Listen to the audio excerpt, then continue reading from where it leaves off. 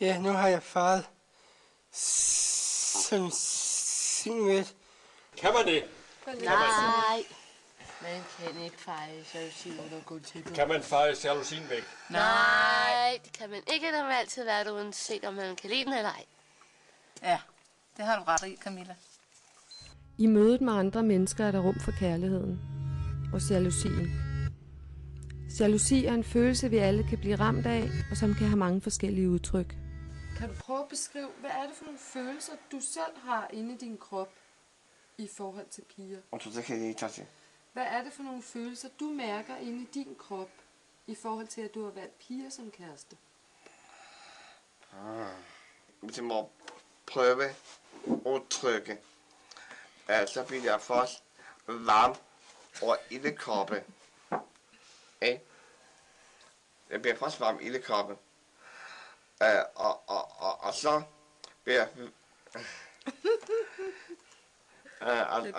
og så bliver jeg så også galvarm over ildekoppe.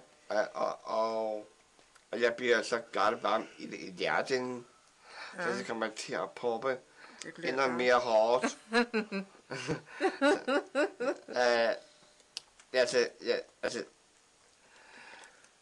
Jeg bliver varm om hjertet, der kommer til at poppe endnu mere hårdt i det går i forvejen.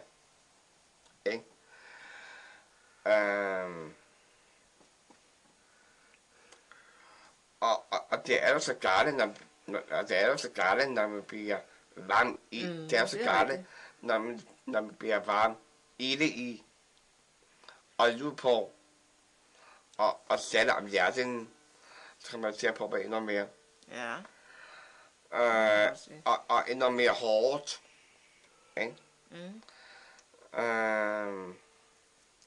Og samtidig med det, de gang vi var på badeværelsen, det kunne jeg godt lide i et varme kys. Midt på min mål. Og sikkert den der udtåle, Orle og fik også. Og det kan du ikke med at tage for. Så. Det er derfor, jeg har været piger.